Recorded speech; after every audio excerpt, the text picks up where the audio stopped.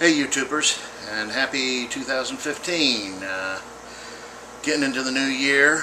I know I told you guys that I would try to get that final video, part 4 of the series on planted tanks out before the new year, but yeah, life got crazy. You know, the holidays. So, at any rate, here we go.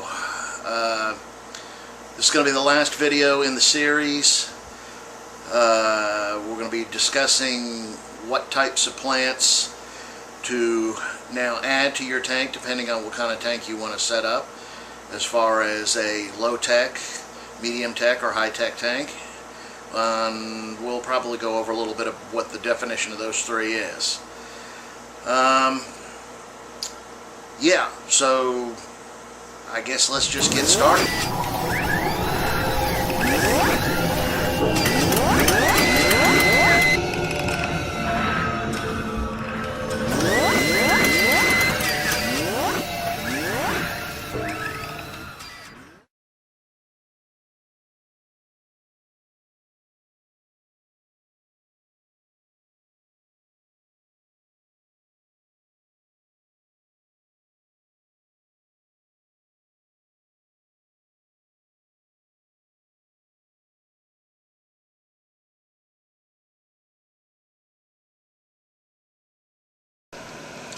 Okay, first thing we're going to start off with is Java moss.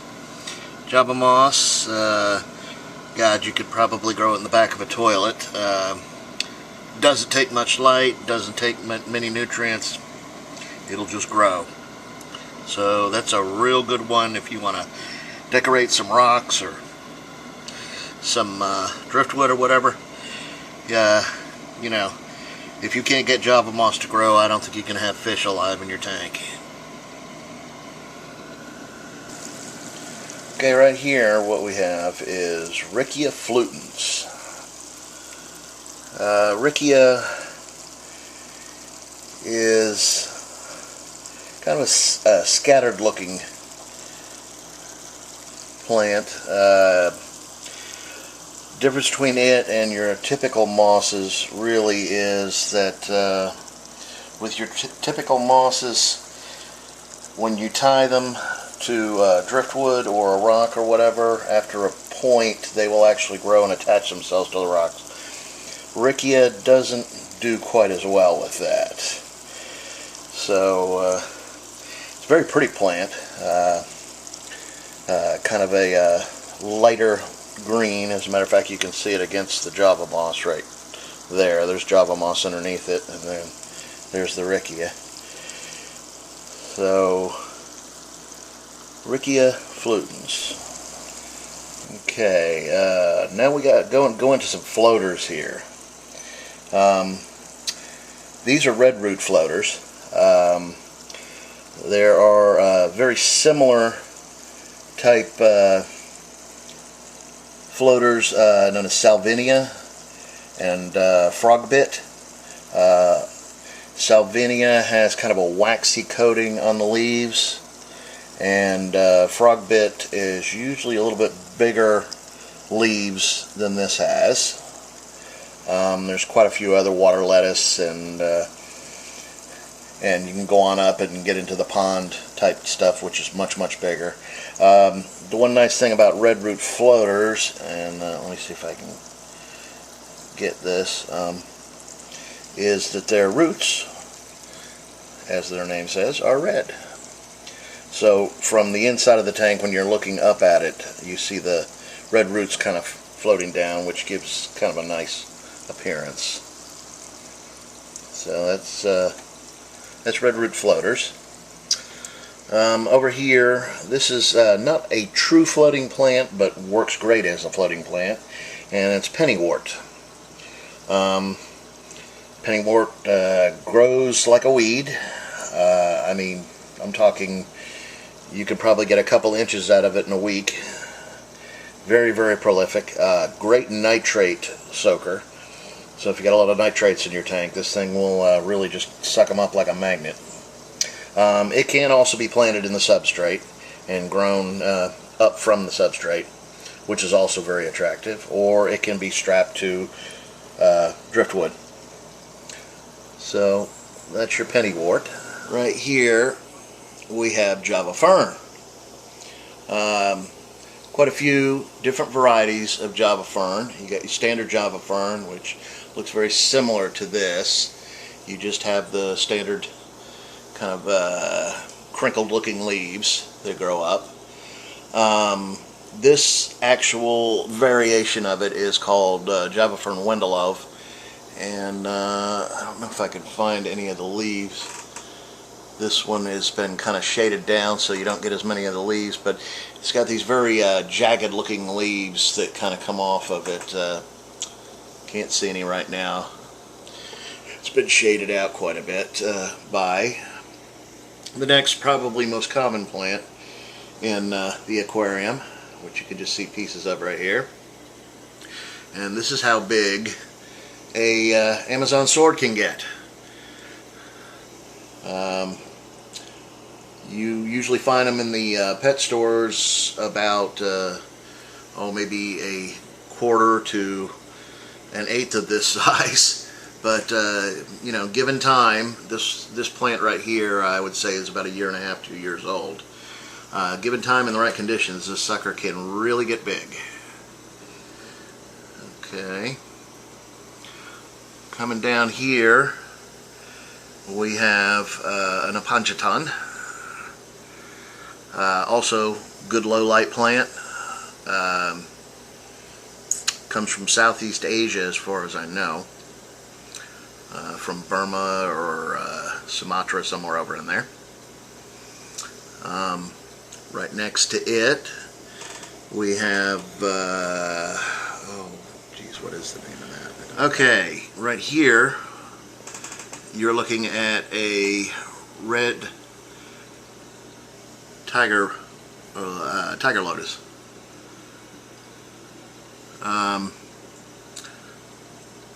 It's one of the few red plants that does not require a whole lot of light, although it will put up with a lot of light. As you can see, this is very much out in the light.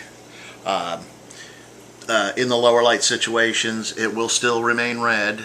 May not be quite as intense a red as that, but it just grows a lot slower. The trick to these is they will strive to get to the surface, and once they get to the surface, they do flatten out and look like a lily plant on the surface and everything, but they do cut out most of the light for your lower plants. So what you need to do is trim them off when they get a certain height and train them to be lower growing plants, which can be done, as you can see here. Now these two over here, they're getting kind of close to the surface. They'll be trimmed soon. So that's Tiger Lotus. Alright, this here is Pygmy Chainsword. Now Pygmy Chainsword is kind of a grass-like thing. It's got a little bit thicker leaves on it. It propagates by runners, where it just has little shoots that come off and grow up new plants off to the sides. Also a very good low light plant. Does require some light, but so I'd say maybe low to medium light. But it will do well in a low light tank. And the more light you give it, the faster it'll grow. Over here is Blixen Japonica. Now Blixen, as you can see down and through here in the roots, the way it grows, it is a rooted plant. It is also a stem plant, believe it or not. It does grow in stems, so you'll get like little offshoots of it, and I don't know if you can see right there where it kind of splits and goes into separate little plantlets, kind of like branches. You can trim this. It is possible to just take the scissors and trim it down. If you really want it to look good, though, what you do is you pull it up and break off some of the branches and replant the branches as the lower lying, and just try to pick them out. Kind of depends on how much time you want to, put into it. It's very, very attractive if you take the time. If you don't really have the time and it's getting too tall, like I say, you can take the scissors to it and trim it down that way. And that's Blixen Japonica. What we're looking at now is Ludwigia repens. It is a red-leafed plant also. Under low light, you will have the bottom side of the leaf will be red and the top side will be more of a green. So be aware of that. Under highlight, the whole plant will be red with a green stem. And let me take you up over here to the top where you can see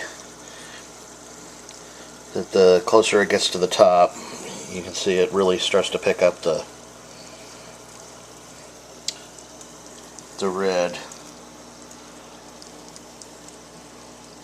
So that's Ludwigia repens. Okay, back over here is one of your crypt family.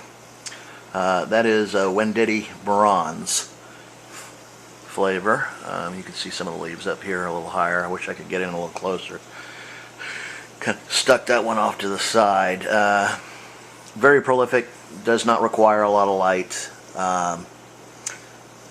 Medium to slow growing. Not a big nutrient hog. It is a root feeder, so you want to have something other than just pea gravel down in your substrate, or you're going to be spending a lot of money on root tabs. So that's one of the crypt family. This is Compacta. This actually came to me in a plant order, and it was kind of an extra plant that was thrown in with the order, and I wasn't even sure exactly what it was when I got it. Was identified by one of my fellow YouTubers. Don't really know that much about the plant. Had it for, I guess about a month and a half now, 2 months. Seems to be growing quite well. What I've read about it, it does not require a high light, although it does like the higher light, but it can be grown in lower light. So that's Compacta. This is Philia aquatica. Similar to Cambamba and some other very, very fuzzy or furry type plants. I prefer it because of the color that it puts off, and as you can see, it's very kind of a yellowish green, and once it gets a little closer to the top, I've just recently trimmed these down. As you can see, there's a good distance to the top. Once it gets a little closer, it can get a yellowish and a reddish tinge to the top parts of it, and the higher the light, the more you'll see of that. So that's Philia aquatica. And of course, what low light plant style would not be complete without showing you probably one of the most common low light plants, next to Java Fern and Java Moss, would be Anubias. This is a Anubius Nano. There is a dwarf version of this, and there's quite a few other versions of it or whatever. Anubias, it is a tuber type plant, so you don't actually plant it in the dirt. You either tie it to a rock or tie it to a piece of driftwood. This happens to be tied to a piece of driftwood down there. Beautiful, beautiful color green that the leaves put off. There's a good example of it right there, that leaf. One of the other things that this is good for, if you have any fish that like to eat plants, like mollies or platies or one of them, they will not mess with the Anubias. The leaves are very, very tough, and you won't have any problem with any of your fish eating the Anubias.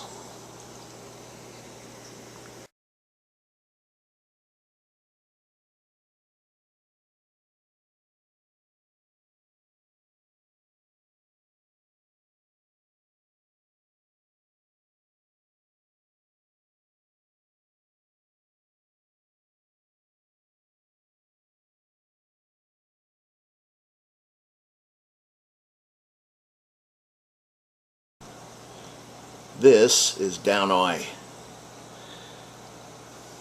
Downoi is also a stem plant. Definite root system. It propagates by runners and by growing taller. You can clip it once it gets to a certain height. Doesn't get much taller than this, but you can clip it and replant the clippings. Does require highlight. Medium high to highlight. Anything less than that, it will just melt away and die on you. Over here is Allan Atheria rednicki mini, or his short name AR Mini. Very, very hard to come by in the States. I got lucky enough to have done a favor for somebody who reciprocated by sending me some clippings that were about half dead when I got them, but was able to revive them and through some TLC bring them back. Beautiful, beautiful red leaves on the plant. I've been trying to get a hold of this stuff for years and finally was lucky enough to get a hold of a little bit of it. But that's AR Mini. Requires very high light. This is Ludwigia Cuba. If you get a hold of some of this in a pet store or order it, a lot of the times you will get the immersed grown version of this. The immersed grown version has regular leaves, regular oval leaves on it. Looks nothing like this. Once you drown it, take it, stick it up under the water, the leaves will die off slowly, and as they die off, these needle-like leaves will come out. And it is also another one of those that I've been trying to get a hold of for a long time. Not too common in the southeast, at least not in my area. So I was lucky enough to find somebody who can give me some of this. Sunset Hygrophila. Beautiful, beautiful plant. You need to check in your local state to see whether it's legal. It is illegal in a lot of states. Very, very prolific plant. Grows like a weed. And once you give it a chance, it'll really take off on you. Does require medium high to high light. The higher the light, the more coloration you will get in the top leaves. And as you can see, the red and orange tints. And then the closer and the higher this gets up towards the surface, they'll get a lot more red and well, a sunset type color, yellowish, reddish, and all that. Sunset Hygro.